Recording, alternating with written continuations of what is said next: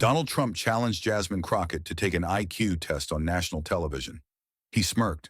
She didn't. Instead of answering, Jasmine opened one folder, one chart, two dates. 37 seconds later, Trump was frozen speechless. What kind of mind doesn't need a score? To outthink a president, stay with us, this is a story worth every second of your time. The lights hit the stage like a firing squad, sharp, deliberate, unforgiving.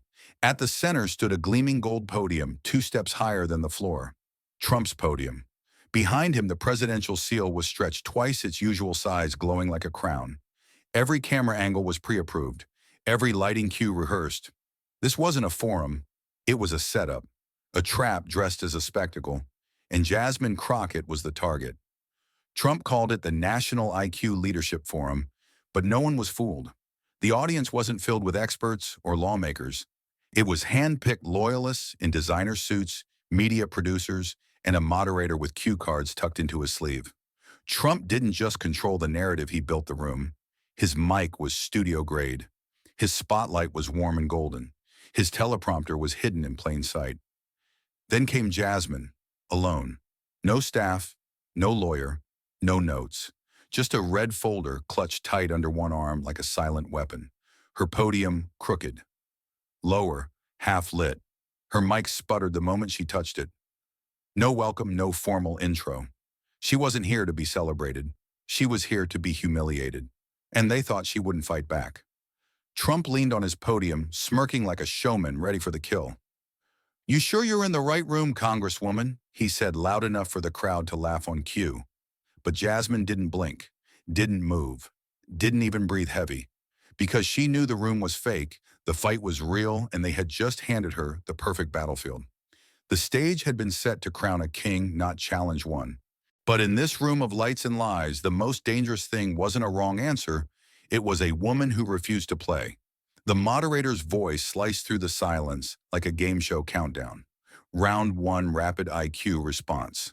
The crowd leaned forward as Trump adjusted his cufflinks with the confidence of a man who already knew the outcome. A soft amber glow wrapped around him like a spotlight from heaven. "Let's go," he said, rolling his shoulders, like a prize fighter about to land the first punch. The question flashed, if 5 machines make 5 parts in 5 minutes, how many machines to make 100 parts in 100 minutes? Trump didn't blink. 5, he said flatly, smugly, before the question even finished scrolling. A chime rang out correct. The crowd erupted like it was a touchdown. Trump raised an eyebrow and gave the audience a mock salute. "Too easy," he smirked. Another question dropped. "What comes next in this pattern of geometric symbols?" Trump squinted for show, tilted his head like he was pretending to think. "Option C." The buzzer dinged again. "Correct," the moderator shouted, his voice rising in pitch. The audience clapped harder, some even whistling. Trump spread his arms like a preacher at a revival tent. "Ladies and gentlemen," he declared, "you're watching the best brain in America." He turned toward Jasmine, voice dripping with sarcasm. She brought tweets. I brought neurons. Laughter roared across the chamber. A few members of the front row leaned forward, whispering bets. Then it was Jasmine's turn. The screen shifted, but not smoothly. The graphics flickered. Her microphone crackled like a broken wire. She leaned forward to answer, but the sound came out a full second late. 1 beat too long. Enough to make it seem like hesitation, like doubt. The moderator tilted his head again, blinking toward the tech booth. "Congresswoman, are you with us?" Jasmine gave a quiet nod. Her answer came precise and correct, but the delay had done its damage. The crowd didn't hear accuracy. They saw silence. The scoreboard updated Trump. 2 Jasmine, 1. The moderator clapped softly, almost apologetically. "Correct," he said, but the word barely carried. A low murmur swept through the room. Jasmine's light was still cold and blue. Her mic still crackled with static. Her name on the screen flickered in a smaller font than Trump's. It was subtle. It was intentional. She didn't react. She didn't clear her throat or ask for a replacement mic. She didn't even blink. Her hand stayed resting on the red folder in her lap. Unopened, undisturbed, but present. Then Trump leaned in. Both hands gripped the edge of his podium like he was preparing to drop a bomb. The room tightened. His voice dropped to a calculated rumble. If she beats me in this IQ test tonight, I'll resign the presidency. Right here, right now. The words detonated across the chamber. Gasps, shock, then wild applause. The moderator froze for half a second, then forced a chuckle. Mr. President, are you sure? Trump's eyes narrowed, laser-locked on Jasmine. Dead serious. He didn't smile. He didn't blink. Every camera in the room turned toward her. Every breath waited on her reaction. But Jasmine Crockett didn't smile. She didn't roll her eyes. She didn't break. She just looked at Trump with the stillness of someone who's already read the final page. Then slowly, deliberately, she rested her palm on the red folder in her lap. She didn't open it. She didn't lift it. Just a hand. Just a touch. Like a warning. Like a countdown no one else could hear. And suddenly, it wasn't about IQ anymore. It was about who had the nerve to wait in silence when the whole room was screaming for a sound. Trump's words still hung in the air like smoke after an explosion. But Jasmine didn't react. Because when the room demands a spectacle, the deadliest answer is silence paired with truth. She didn't argue, didn't shift her weight, didn't even look at the scoreboard. While the audience waited for her to strike back with a clever line or a defiant smirk, Jasmine simply reached for the edge of her screen. One tap, calm, precise, and the massive LED wall behind her blinked. The IQ graphics vanished. No warning, no transition. Just a clean white slide, clinical in design, covered with a blood-red money trail. Arrows, account names, entity codes. At the top, Veterans Administration's pension fund. The audience stirred. Whispers rippled through the front row. It didn't match the script. This wasn't on the schedule. For a moment, the moderator didn't even realize what had happened. He glanced at his cue card, then back at the screen, squinting like he'd walked into the wrong studio. The music faded. No sound effects, no applause. Just that cold white chart glowing behind her. Jasmine said nothing. She didn't need to. Because the visual was already screaming, someone's been stealing from the very people they promised to protect. Trump leaned back slightly, eyes narrowing, not in confusion, but in calculation. His left hand gripped the edge of the podium just a little tighter. The moderator forced a chuckle. Congresswoman, we're moving to round 2. Next question. But his voice cracked. His teleprompter didn't have a backup plan for this. The screen behind Jasmine shifted again. A second slide appeared cleaner, more direct. A simplified flowchart. At the center, Aegis Liberty. It was circled in gold arrows feeding into it from 3 different public programs. Jasmine didn't move at first. The room was holding its breath. Then with devastating control, she stepped forward. Slow, deliberate. One step was enough. She raised her hand, no rush, no drama, just certainty.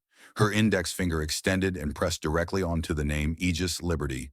Not jabbing, not pointing, pressing, as if she were sealing something shut. She didn't say a word. She didn't need to. The audience wasn't clapping anymore. Some were leaning back. Others leaned forward closer to the truth than they'd ever been allowed to get. The moderator looked frozen. Trump didn't speak. His smirk had evaporated. Even the lights seemed quieter. Because in that one gesture, Jasmine had done more damage than any insult ever could. She hadn't answered his dare. She'd dismantled his question. She hadn't stepped into the trap. She'd shifted the battlefield entirely. And for the first time that night, he knew it. The pressure in the room had shifted. Her finger on Aegis Liberty wasn't just a gesture. It was a trigger. Jasmine hadn't raised her voice, hadn't responded to Trump's dare. And yet the air had grown heavier, denser, as if something massive had entered the chamber, without making a sound. Then just as the silence became too thick to hold, she tapped the screen again. A new slide appeared. This time there was no trick, no redirection, no clever game. Just numbers, massive, blunt, undeniable. At the very top of the screen in clean white font, total transferred from VA Pension Fund, 2015-2022, 13,205,440 $440. The room didn't gasp, but something shifted. The weight of those digits landed like a hammer on marble, and Jasmine hadn't even said a word. Across the screen unfolded a map, a cold surgical diagram of theft. The arrows showed a river of money winding through corporate shell after corporate shell, with names like Aegis Liberty LLC Farview Trust, and Haverhill solutions, all registered in offshore havens, like the Cayman Islands, Belize, and Luxembourg. But none of these companies had staff. None had offices. They were empty houses with open doors tools for disappearing money. At the top of the flow was the VA, the Department of Veterans Affairs, a U.S. federal agency created to serve those who served retired soldiers, wounded veterans, and the families of fallen heroes. Its pension fund was supposed to be sacred and untouchable pool of support for those who had given everything. But the chart showed otherwise. That sacred money had been rerouted, concealed, and swallowed up by paper companies and fake signatures, until finally arriving at one destination, circled in deep red at the bottom of the slide, Red River Capital. The name alone might have meant nothing until the screen zoomed in. A final label appeared beneath it in bold black text that needed no commentary, controlled by Robert Kushner, not Jared, his younger brother. The man who never stood in front of cameras, never spoke at press conferences, but quietly managed the back end of family ventures. The entire room felt it land like a sucker punch. This wasn't some vague accusation, it was a direct connection with routing numbers, ownership documents, and transaction timelines. Jasmine still hadn't spoken. Her silence had become a force of its own, like she was watching the truth speak for itself louder than any voice could. Trump's expression shifted. First confusion, then recognition, then something else, something rare. A flicker of fear, then it erupted. Trump slammed his hand on the podium, shaking the microphone and knocking over a water glass. His voice burst through the room like a gunshot, sharp and uncontrolled. "This is fake. It's fabricated. You're making this up." There was no poise in his words, no strategy. It was raw panic, painted as anger. The moderator jumped in his seat. A few staffers in the back instinctively stepped forward, unsure whether this was about to escalate into something more. The crowd didn't know whether to gasp or stay frozen. Some looked around as if searching for someone to tell them what to believe. But Trump wasn't looking at them. He was looking at Jasmine, and she wasn't looking back. She walked forward slow and focused, like someone walking to a finish line that only she had seen coming. In her hand was a thick manila folder, plain unmarked, and heavy not with paper but with weight. She reached the central table and placed it down gently, as if she were setting a final puzzle piece into place. Her hands didn't tremble, her face didn't flinch. She opened the folder without any need for flourish, and inside was a single document. Government seal at the top, Department of Treasury watermark, a red stamp cut across the top corner. Verified disclosure released under Federal Code 113B. Beneath it were transaction logs, line by line, listing dates, amounts, recipient codes, and offshore accounts. And at the very bottom, centered and unmistakable, was one name in blue ink. Donald J. Trump. Signed. Full name. Clear. Jasmine didn't speak. She didn't need to. The screen was still glowing behind her with the $13.2 billion total. The folder was still open in front of her, revealing a trail that began in a government fund for wounded soldiers and ended in the pocket of a family member standing just one rung below the White House. And now the signature, his own, was staring back at him, like a mirror he couldn't cover. There were no more buttons to press, no more sound bites to hurl, because in that moment, the only thing louder than the accusation was the evidence. From the third row, a chair creaked.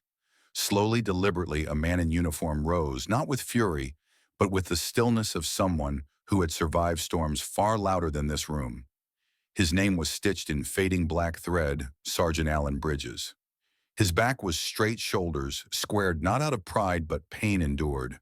He walked with a limp not born from weakness, but earned through years of combat that left more scars than medals. The room didn't recognize him as a politician or a donor or a name on a headline. But the air shifted the moment he stood. Every pair of eyes followed him. Not one camera panned, but everyone was watching. Jasmine turned her head slightly respectfully but said nothing. She already knew what this moment would cost. He reached the center aisle, stepped forward without being called, and kept going until he stood at the front. In his hand was a small velvet box, clutched so tightly the edges had bent. Without ceremony, he opened it, revealing the gleaming purple heart, a medal awarded to those wounded in battle. Slowly, he removed it from the case. Not like a trophy, but like something too sacred to carry any longer. And then he placed it down flat, silent, between the red folder and Trump's trembling fingers. The room fell into an eerie stillness, like even the walls were holding their breath. And then the veteran, whose voice had been quiet for decades, spoke. "You didn't lose because of war," he said, eyes steady voice, calm but unshakable.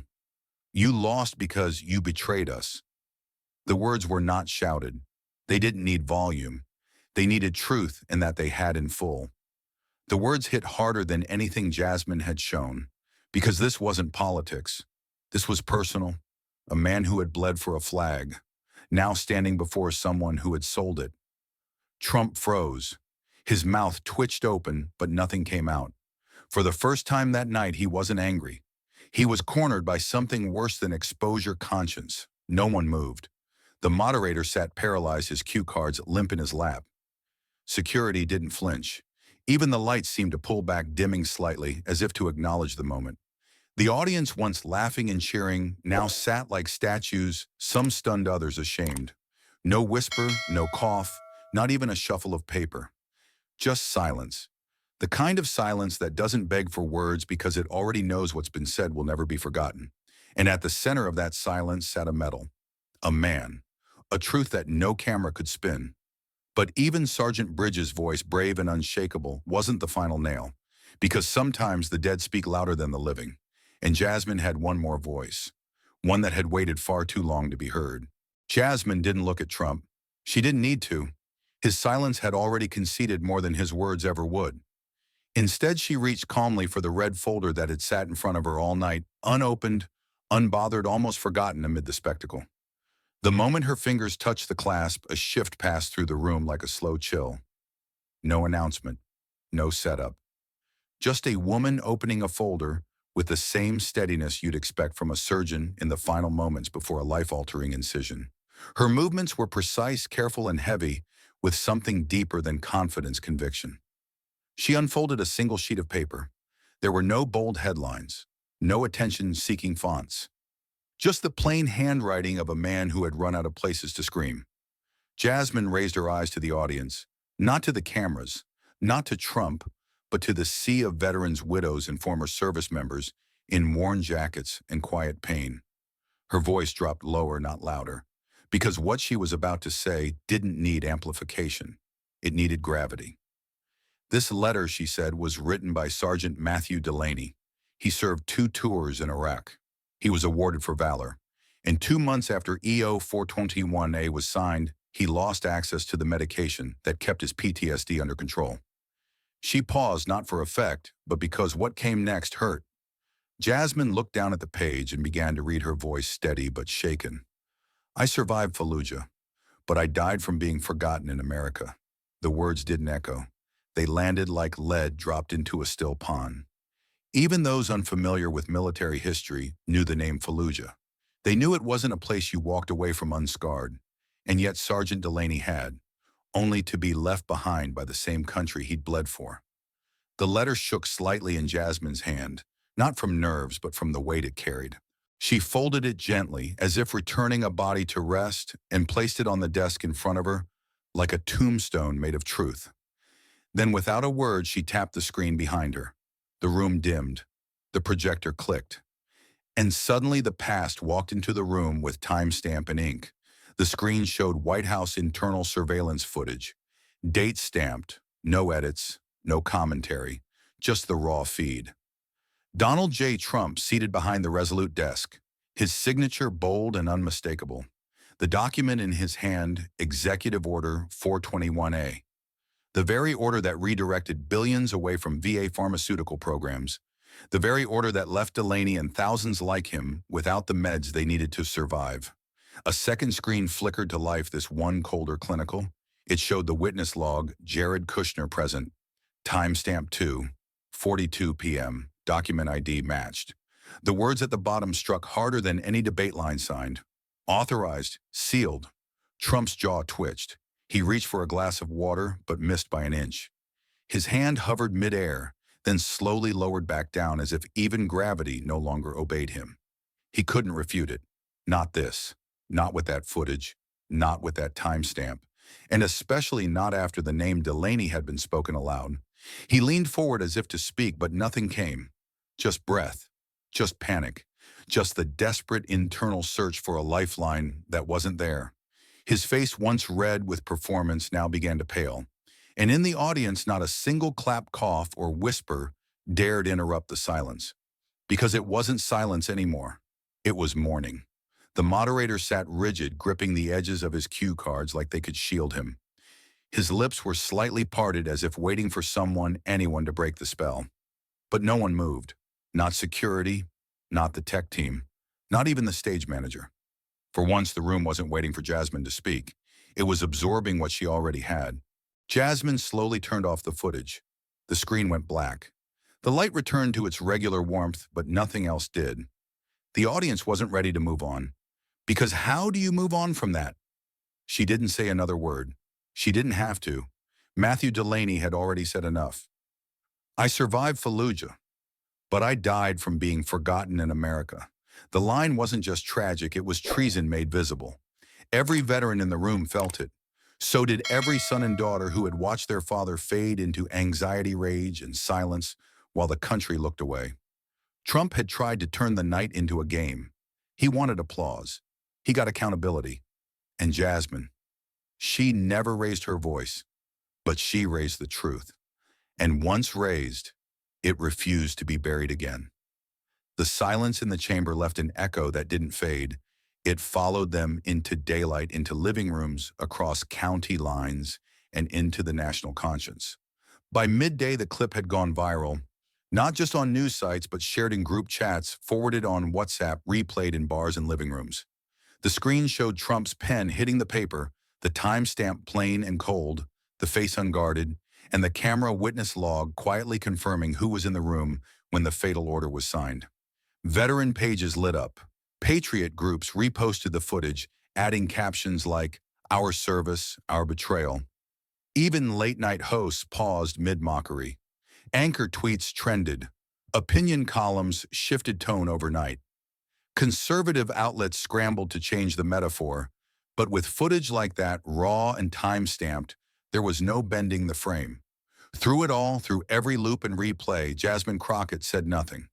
There was no press conference, no flood of statements, no TV appearances, just one post on her official account, stark and unaccompanied by explanation.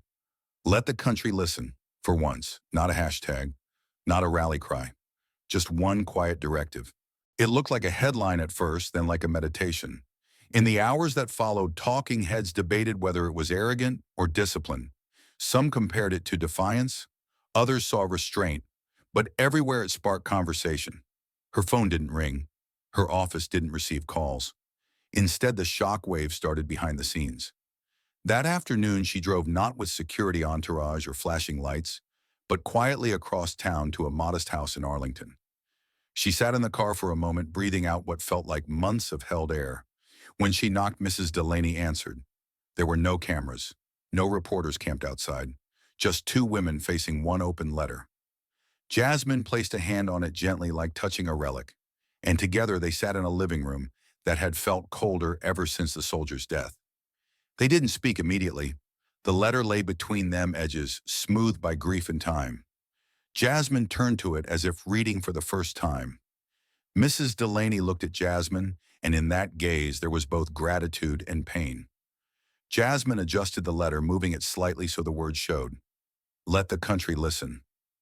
For once, she repeated softly, not to Mrs. Delaney, but to the space around her. The silence wasn't awkward. It was heavy and needed. The grief didn't need words. It needed solidarity. It needed a presence. Jasmine just sat. She didn't cry. She didn't reach for her phone. She simply sat, steady, present, unwavering. News feeds caught up eventually. People posted pictures of the red folder next to faded purple hearts. Veteran memes circulated with captions like, "She said less. We saw more."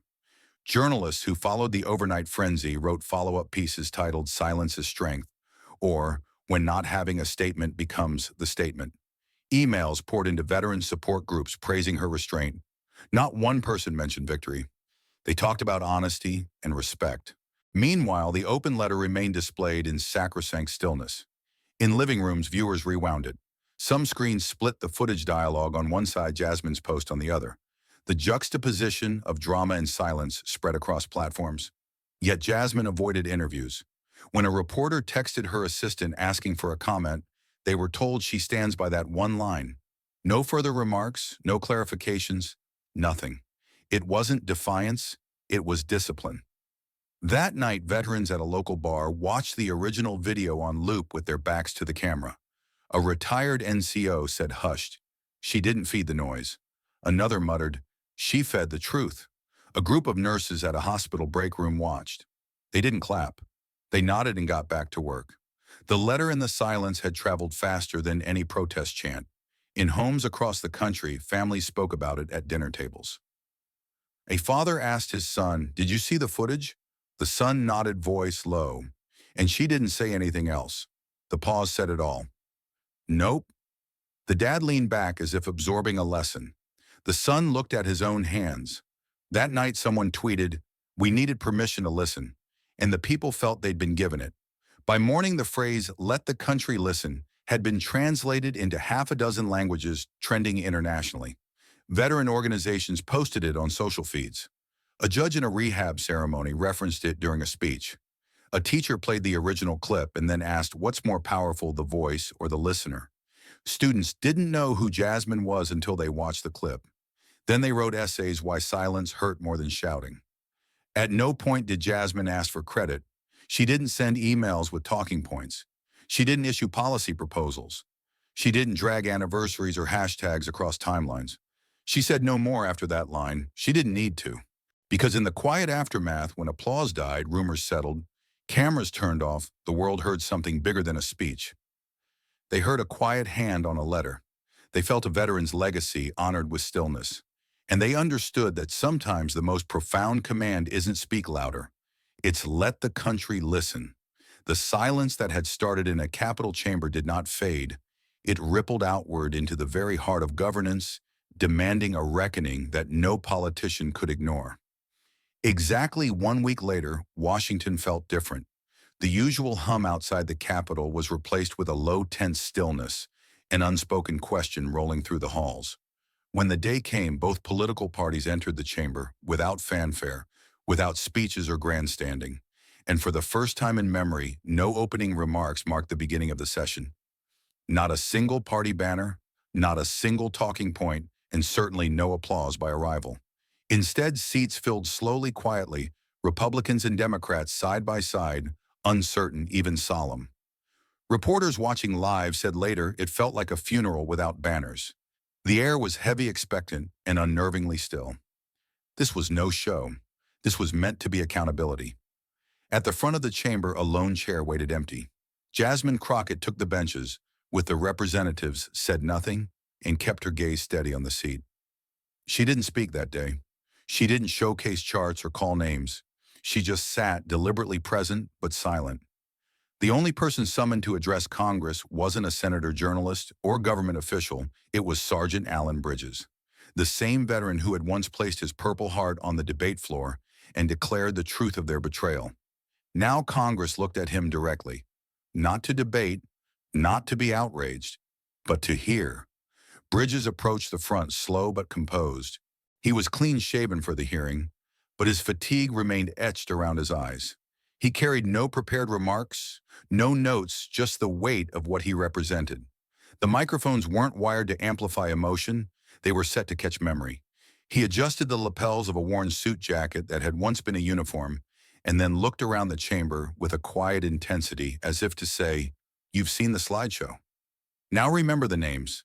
Then he spoke clear, unwavering, and low enough to carry through lifetimes. No one among us needs a hero. We just need someone to remember who we are. The words struck the room like a verdict. There was no rise or clap. No one interrupted or whispered. The chamber felt suspended. The air stayed heavy so long, people began to lean forward in case the silence cracked, but it didn't. Bridges stood steady, chest bare of medals, belt unadorned, yet his presence carried more than any badge. He looked at members on all sides, not with blame, but with expectation. Not with hate, but with demand, remember. Honor. Do the work you were elected to do for people like us. That wasn't rhetoric. That was a reckoning. Jasmine remained motionless. Representatives couldn't look away. Staffers suddenly shuffled over notes they'd overlooked. Cameras didn't pan, they zoomed in. But no one spoke next. Bridges stepped back, nodded, and the chair remained empty. Jasmine didn't go up. She didn't announce. She didn't argue. She just sat. And that silence meant more than any speech could. In the moments after he returned to his seat, the chair rose and cleared his throat. But instead of launching into party lines, he announced formation of an independent oversight committee. No applause, no oath. Its mandate investigate every VA transaction, every executive order, every affected veteran record. Not to blame politicians, but to correct the system. It wasn't birthed from scandal stage, it was birthed from shame. A rare moment where Congress didn't fight, it repaired. Where they didn't grandstand, they acted. No arrests, no indictments. Just a silent, systemic fix in progress. There was no press photo, no podium outside filled with lobbyists, no partisan notification. But the halls hummed in the aftermath of true politics behind the camera, behind the cameras. Staffers printed old veteran letters from inboxes once ignored. Financial auditors were told to recall every invoice from the VA to private firms. Personal appeals were even made to executive offices not for spin, but for records. One congressman left a sealed packet of transcripts on Bridges' desk saying, "We want to finally do right by these names." That was the sound of change, not thunderous, not neon lit, but decisive and irreversible. By nightfall, the Capitol steps remained empty. No epic speeches to note, but multiple reporters captured veterans outside wearing stickers that said simply, "He remembered." Opinion columns began to shift. Instead of asking, "Who's winning?" they began to ask, "Who's listening?" Talk shows replayed the Bridges moment. Journalists called it not just powerful, but rare respect given, not forced. Emails from across the country poured into congressional offices not praising Jasmine, but asking for status on the promised audits. One former Army medic texted, "Finally they hear us." Meanwhile, Jasmine slipped out with no escort, no fanfare. She didn't wave at cameras. She didn't give a statement. She walked through the underground tunnel and out into the evening chill. Her shoes clicked softly, fixing the rhythm of someone who doesn't need applause to know the right thing happened. Bridges watched from inside. Her face was unreadable but determined. That silence wasn't absence. It was finality. That night, social media lit up, not with demands, but with quiet affirmations. Not a hero speech, not a viral soundbite, just listening. She didn't fight, they faced her. No slogans. No shout, just memory. And Congress followed that moment. Audits started. Lawsuits were dropped in favor of settlements. VA leadership changed. Rules were rewritten. One senator admitted later that seeing Bridges quoted changed his view of oversight forever. And Jasmine never posted again. She had given the nation exactly what it needed. No spinach headlines. She gave them silence that demanded civility, but that front seat, it stayed empty. And people noticed. In the end, no one asked who won, because there were no winners that day. Only accountability, only whispers turned into action, and a truth that finally refused to be erased. The country didn't hear a bang. It heard nothing. No cameras, no reporters outside the White House gates, no Marines saluting a final motorcade. There was no farewell address, no dramatic walk to the helicopter, no raised fist or defiant wave. Just an encrypted PDF time-stamped and stripped of flare landing in the inboxes of House and Senate leadership at 5:02 a.m. It carried no seal, no flourish. Only a sentence that would be remembered long after headlines faded: "I failed to protect what matters." That was all Donald J. Trump left behind. The man who once boasted that he alone could fix it now exited history with 7 words. And in a single keystroke, the presidential account was permanently disabled, erased from power, from communication, from control. The silence that followed was not empty.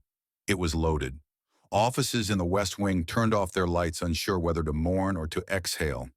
Former staffers quietly packed boxes, unsure if they'd just witnessed surrender justice or something else entirely.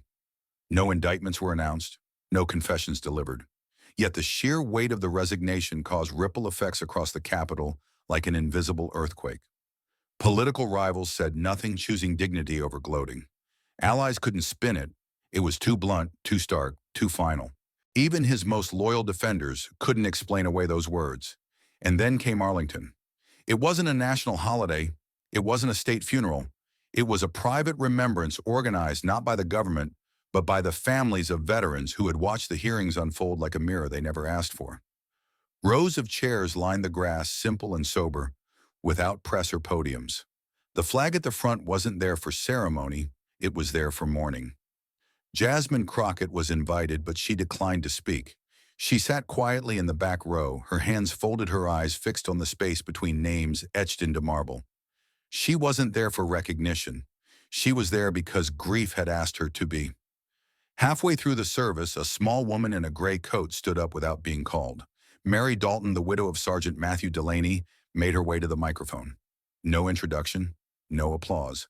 Just a soft breeze rustling her hair as she adjusted the paper in her hand and lifted her eyes to meet the crowd. Her voice was calm, but each word landed with the precision of a hammer. Jasmine didn't save us with words, she began. She saved us by bearing the silence that others should have carried. The crowd didn't shift. They held still because they understood. In her palm was the folded suicide note, yellowing at the corners, creased from too many readings. On her coat sat a single violet flower. No pin, no badge, just memory dressed in flesh. Behind her no one moved. Even the wind stilled as if listening. It wasn't just a tribute, it was a verdict. Not against a man, but against a system that allowed paperwork to bury people. The room didn't need firebrands or finger pointing. It needed that letter, that flower, and a widow willing to speak the unspeakable. As Mary stepped away, she passed Jasmine without a word, only a hand gently resting on her shoulder. That gesture held more gravity than any headline. Jasmine didn't cry. She just nodded once firmly, like someone who had finally passed something forward that was never meant to be hers. What followed wasn't sweeping reform. It wasn't a media storm. It was something rarer, dignity in motion. The resignation didn't come with charges, but the doors it unlocked led to quiet recalibrations. Funds reinstated benefits. Unblocked oversight committees suddenly granted teeth. The Office of the Inspector General reopened 3 dormant cases. VA clinics in 5 states announced emergency reviews. No one claimed credit. No press release detailed the changes, but within days prescriptions began appearing again on veteran dashboards. Copay waivers were reinstated. The system didn't boast, it bent silently toward justice. And Jasmine stayed quiet. She didn't hold interviews. She didn't tweet victory laps. Her only post read simply, "Let the country listen," for once, and then she logged off. No hashtags, no edits. Just that. Because sometimes leadership doesn't roar, it endures. Not for applause, but because some burdens deserve to be carried in silence, and some victories must remain unsaid to remain sacred. That's what she understood. That's why she won. By the end of that week, the name Jasmine Crockett no longer belonged to a headline. It belonged to a shift, a realignment of how silence could be weaponized not to hide, but to heal. Trump's resignation didn't get a primetime slot, but Mary Dalton's words did. They were quoted in Senate hearings, written in chalk outside VA hospitals, printed on banners at veteran vigils. We don't need heroes. We need someone to remember who we are. There were no parades, no confetti, just one folded letter, one resigned line, and one woman who didn't flinch under the weight of either. In that, the war ended, not with surrender, not with applause, but with a purple flower and a silence finally respected. And in the stillness that followed, the nation found something rare, not closure, but reckoning. The silence that followed Arlington didn't feel empty. It felt earned. The kind of silence that wasn't made of absence, but of weight. America had watched power fall, not with sirens or riots, but with a folded letter, a single flower, and the voice of a woman who didn't shout. From that stillness, something unexpected rose. Not another scandal. Not another trial, but a bill. A single draft introduced quietly by a bipartisan group that had barely spoken to each other in years. No theatrics, no microphones. Just ink, urgency, and the name of a man no one had bothered to remember until Jasmine made the country listen. They called it the Delaney Veterans Protection Act. No slogans, no branding. Just the name of one man who died waiting for medicine in the country he once fought to defend. and behind his name, 42,013 others. Names of veterans whose medications were delayed, whose benefits were frozen, whose mental health services had been slashed through backdoor orders like EO 421A. It wasn't just a bill, it was a reckoning. The language of the act was written in plain English, not legal fog. It created automatic protections for veterans against benefit disruptions, banned unreviewed funding shifts in VA programs, and required oversight for every executive order impacting military health care. But it did more than that, it remembered them. 9 months later, under an overcast Washington sky, a digital memorial wall was unveiled. Not made of stone, not behind ropes, but standing in the middle of the Capitol Rotunda, a live, moving interactive. A 360-degree ring of light and code, wrapping around the inner dome, scrolling names not by rank or war, but alphabetically equally. From Aaron Banks to Zoe Williams. Every name searchable, every name public. Citizens could walk and tap a panel and type the name of their father, their aunt, their grandfather. And the wall would whisper back not with applause, but with truth. Status confirmed. Record honorable. Service never forgotten. Children lined up beside their mothers, tracing fingers across the glow, watching names ripple like water. Some wept, some smiled. Some stood in silence for minutes, staring at the entry that once existed only in dusty boxes or hospital files. No algorithms filtered it, no ads wrapped around it, no politician's face plastered above it, just names, lives, and a promise never again lost in the ledger. One child, a boy of 12, pressed in his grandfather's name. The panel glowed Matthew Delaney, Fallujah, Purple Heart, died 2025, service cut post EO 421A, memorialized by Act 3117 DVA. The boy turned to his mother, confused. What's EO 421A? She knelt beside him. That's why we remember baby, so no one ever forgets what those letters cost. Across the country, every federal building with a VA office was required to host a smaller version of the wall, in libraries, in train stations, even in high schools. Veterans could walk in and see themselves listed not as cases, but as names etched into the national fabric. Families could submit photos, letters, and stories. Some entries now had voice memos from grandkids reading aloud thank you notes.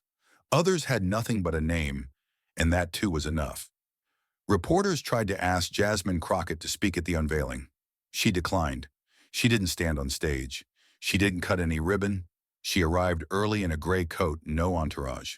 She stood behind the last row of seats, not as a politician, but as a witness. For 40 minutes, she didn't move. Then just before leaving, she walked to the wall, typed one name, Alan Bridges. The display pulsed. A second screen opened beside it. His quote appeared in clean white letters. You didn't lose because of war. You lost because you betrayed us.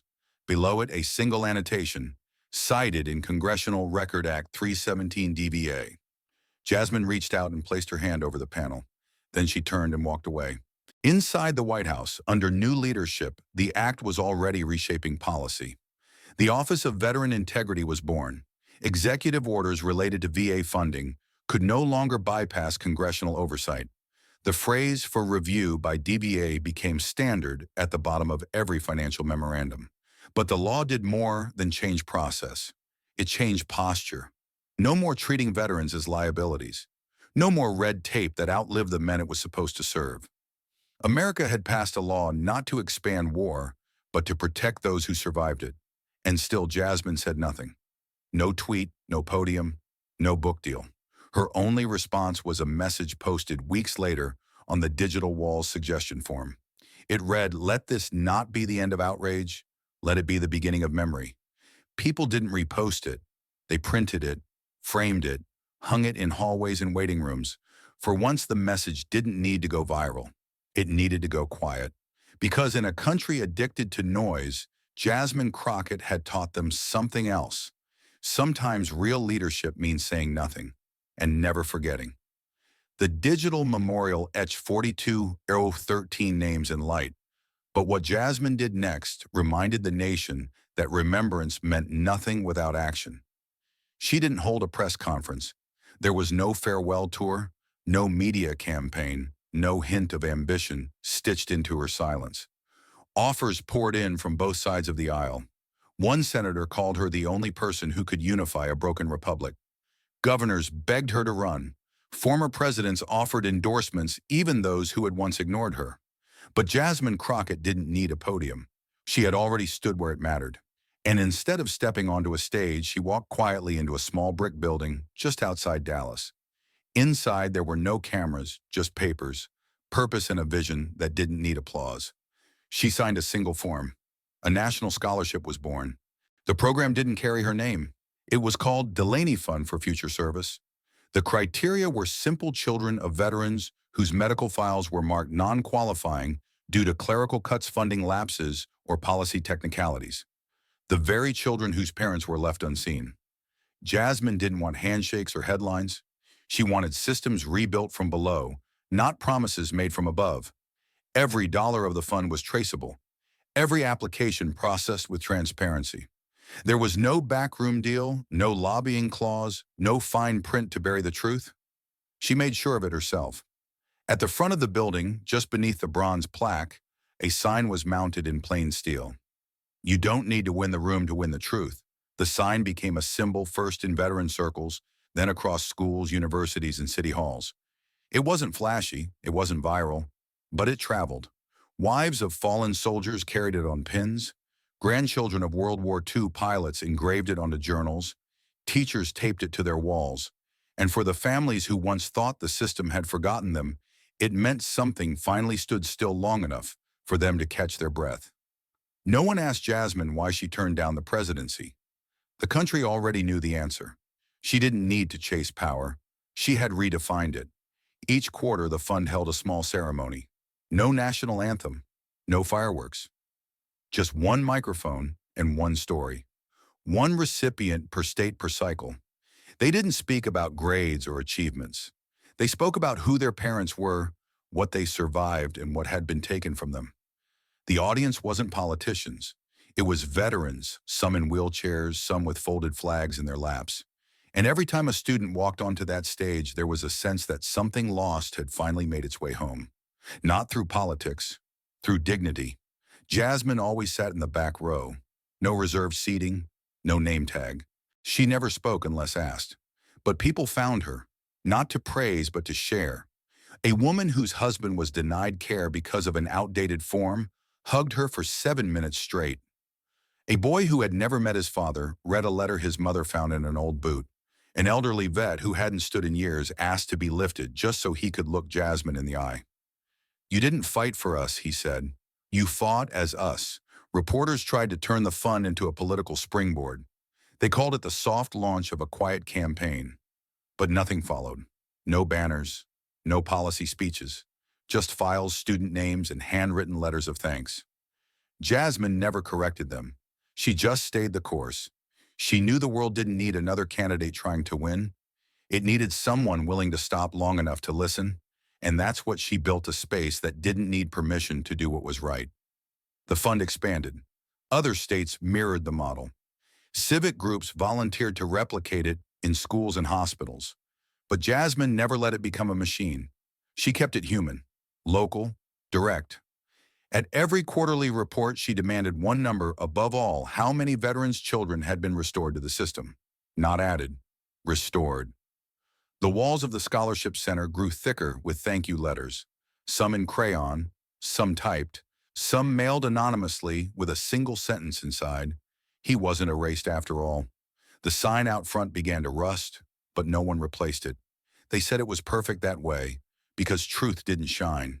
It endured. Jasmine's name faded from headlines, but it burned in the places that mattered. In broken VA clinics slowly reforming. In high schools where no one had ever applied to college until now. In the folded corner of a soldier's photograph tucked into a scholarship essay signed with pride. In the places where policy had once meant silence, Jasmine planted something else: memory with muscle. The scholarship plaque still gleamed beneath the early sun. The building was quiet. The students hadn't arrived yet, but her silence had already filled every hallway. Jasmine had walked away from the podium, away from power, but not away from purpose. And in doing so, she'd left the country with one final lesson. Truth doesn't need to campaign. It just needs to endure. The air outside was thick with heat, but Jasmine stood still, untouched by the noise around her. Since the scandal unraveled and the silence that followed swept across the country like a tide, reporters had camped outside her house, chased her car, called in every favor they could. Networks begged for interviews. Party leaders offered open doors. Political strategists whispered about running mates and numbers. But Jasmine didn't answer. She declined every invitation to run, every offer to speak, every suggestion to climb higher. And when asked what she wanted instead, she simply walked into a forgotten corner of the Capitol, an old office stripped of furniture, and turned it into something no one expected. That room would become the birthplace of a national scholarship program, quiet, humble, without a ribbon-cutting ceremony. It wasn't named after her. It wasn't splashed across billboards. It was called the Matthew Delaney Fund, created for the children of veterans whose medical records had been erased, redacted, or never filed at all. Kids who had no claim numbers, no insurance codes, no way to prove their parents had served because the system had failed them before they were even born. Jasmine didn't want a monument. She wanted a bridge, one that carried names back from the margins and gave them a chance to be heard through education, not headlines. The plaque outside the door wasn't polished gold. It wasn't etched in marble. It was a piece of reclaimed metal, blackened at the edges, bolted into the wall by hand. It read in plain letters, "You don't need to win the room to win the truth." Students passed under those words every day, some knowing what they meant, others still learning. But every single one of them had a reason to be there. And every file inside that office bore a name that someone somewhere had once deemed not important enough to record. Reporters kept asking why she wouldn't run. Pollsters published numbers she never responded to. A best-selling biography was written without her blessing. Her silence became a new kind of story, one that scared the power brokers more than any protest ever had. Because Jasmine wasn't walking away from politics. She was proving it had never been the goal. And that rattled people. Because if the woman who'd stood before Congress and cracked the silence with nothing but a folder and a single sentence didn't want more microphones, what did that say about the rest of them? She didn't give speeches. She gave space. Space for veterans' families to sit together. Space for children to say, "My father died in Iraq," and not have to explain why his file said otherwise. She brought in teachers, mentors, doctors who volunteered to help track down lost records. There were no fundraisers, no press kits, just a mission and a hallway full of names written on paper that had almost been erased forever. Each Friday, Jasmine came in before anyone else. She turned on the lights herself, brewed her own coffee, and walked the halls in silence. Not as a hero, not as a martyr, just as a woman who refused to let the story end with a scandal. She visited the digital memorial wall once a week, touching the screen as it scrolled slowly through 42 113 names. She read them, she remembered them, and when she passed a student on the way out, she nodded, not as someone who had saved their life, but as someone who believed it mattered. Back in D.C., lawmakers still debated her name. Some tried to paint her silence as arrogance, others as strategy. But the truth was simpler. Jasmine Crockett had said what needed to be said. She had stood when no one else would. And now she was giving the country a chance to remember what came next was not about her, but about those who'd been forgotten too long. Parents flew in from small towns just to see their child's name listed on the registry. Not with fanfare, not with medals, but with recognition. Something the system had refused to give for decades. Some cried, some said nothing. Some just stood and stared. One woman brought an old army cap and placed it beneath the screen, whispering, "He's finally visible." Jasmine watched from a distance that day. She didn't interrupt. She never had to. At the first anniversary of the Delaney Scholarship, no press conference was held. No cameras, no sound bites. Just a classroom full of kids whose fathers and mothers had names no longer buried under bureaucracy. Jasmine entered through the side door carrying a single folder, a new applicant. She didn't talk about legacy. She talked about paperwork deadlines, how to find immunization records, how to qualify. She stayed after to help a teenage girl reprint her father's enlistment papers. Then she left. No applause, just impact. Weeks later, a senator asked her off the record why she'd really walked away from politics. Jasmine answered with a half smile and said, "Because if the truth needs a campaign, we're already too late." Those words would later be engraved on the back wall of the Scholarship Center, though Jasmine never authorized it. Volunteers did it themselves, quietly. And now every student who passed through that building saw it when they turned to leave. A reminder that truth isn't a contest, it's a compass. And some people are born to follow it no matter how lonely the road. To some, Jasmine Crockett vanished. To others, she became legend. But to those whose lives were actually changed, whose voices were once buried under silence, she became something else entirely. Not a name on a ballot, not a face on a screen, but the moment they finally knew they mattered. And that was enough. Jasmine Crockett never asked for a monument. She didn't stand on stages or chase applause, but she left behind something far more powerful than recognition. She left a blueprint, a path, a mirror, not for Washington, for us. If this story made your hands tremble or your heart stop for even 1 second, don't walk away from that feeling. Sit with it. Let it burn. Because what happened in those hearings in that folder, on that memorial wall, wasn't just about one soldier or one woman or one headline. It was about a system that taught us silence is safer than truth. And it was about someone who refused to believe that. Jasmine Crockett didn't tear down the system in one speech. She didn't need to. She just showed us that silence, when chosen with purpose, can be louder than 1,000 microphones screaming. And now it's your turn to choose. You don't need a platform to hold power. You don't need to be in Congress or carry a title, but you do need to pay attention. Do you know the names of the veterans in your neighborhood? Have you asked your local hospital if they treat former servicemen fairly? Have you checked if your city's homeless outreach includes veterans who were erased from medical files because a signature got lost? These aren't national issues, they're street-level choices.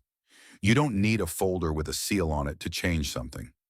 Sometimes all it takes is knocking on a door and asking, "Who have we forgotten?" Start by looking where the noise isn't. Power loves distraction. It feeds off outrage, viral clips, and arguments that go nowhere. But real justice, it happens quietly, in county records, in policy drafts, in budget meetings no one watches. That's where erasure begins and where accountability has to follow. Don't just post hashtags. Ask your local representative if they support independent oversight for veteran health claims. If they hesitate, don't yell. Just keep showing up. Silence can be more terrifying than rage when it's focused, disciplined, and unrelenting. Jasmine didn't win because she shouted. She won because she endured. When the room turned on her, she stood. When power tried to crush her with red tape, she read every word. When Trump screamed, she opened a folder. That wasn't magic. That was preparation. So ask yourself, what are you prepared for? Have you read your community's budget reports? Do you know how many unprocessed veteran claims exist in your state? If not, don't feel guilty. Just start today. Because the truth won't fight for itself. It needs people willing to carry it even when their hands shake. You don't have to expose a president to make a difference. But you do have to refuse the lie that you are powerless. Every time you hear someone say, "That's just how it works," pause, then ask why. Every time a friend says, "It won't matter," challenge it with, "Then let's find out." Every time a system hides behind process, remember that bureaucracy is just a wall built to keep people too tired to keep knocking. Knock anyway. Knock for the next Matthew Delaney whose file was buried. Knock for the next Jasmine Crockett whose courage is sitting in someone right now waiting for a reason to rise. If you're a teacher, tell the story, not just of war or politics, but of what happened after the hearing, of what one voice did, of the silence that followed. Let kids know that bravery isn't always loud. Sometimes it's the girl who refuses to clap, the boy who walks out of a room without saying a word. Give them names. Let them know it's okay to break the rhythm when the rhythm is wrong. Teach them to listen, not just to respond, but to remember. If you're a veteran, know this, you are not forgotten. Not anymore. You don't need to wear your medals to prove anything. You don't need to relive your worst day for someone else's understanding. What you need is what Jasmine fought for: recognition without condition. Claim it. Demand it. And if someone tells you no, show them the wall. Show them the 42,013 names that were supposed to be invisible. and tell them we're done being silent. If you're in power, elected or not, don't just watch this story unfold like a movie. Ask yourself what you've signed, ignored, or delayed. Accountability doesn't start when you're caught. It starts when you remember who you serve. Look at your veterans' budget. Look at your oversight boards. Look at the complaints that never got responses. Fix it before someone else has to hold up a folder with your name on it. If you're someone who's never felt heard, never felt like your voice mattered, remember this: Jasmine Crockett wasn't born with a gavel in her hand. She didn't inherit a seat. She earned it by refusing to be erased. So write your letter, file your report, show up to the meeting, hold the silence when they mock you, stay steady when they interrupt, and when the time comes, speak so clearly that even your enemies freeze. Change isn't made in headlines, it's made in habit. One call, one record, one act of refusal. And if you ever wonder whether it's worth it, whether the fight is too big, remember this: a woman with one folder cracked open a presidency. A mother with a folded letter changed federal law. A single name, Delaney, became a wall that no one can ignore again. That's not fiction. That's what happens when ordinary people choose not to look away. This is your moment, not to be Jasmine, but to be the reason another Jasmine doesn't have to fight alone. Be the veteran's advocate. Be the file keeper. Be the one who notices what others dismiss. Be the question that doesn't go away. Be the silence that unsettles the powerful. Be the reminder that not every fire starts with a scream. Some start with a whisper that refuses to fade. So ask yourself, who's missing from the story in your town, whose name isn't on the wall? What folder haven't you opened yet? And then open it. Because the truth isn't lost. It's just waiting for someone to stop looking away. Thank you for watching until this moment and for standing with us on this journey for justice. Your support means everything. Like, subscribe, and turn on notifications so you never miss what's next. And we'd love to hear your thoughts. Leave a comment below and let us know what moved you most in this story. Together, our voices make a difference.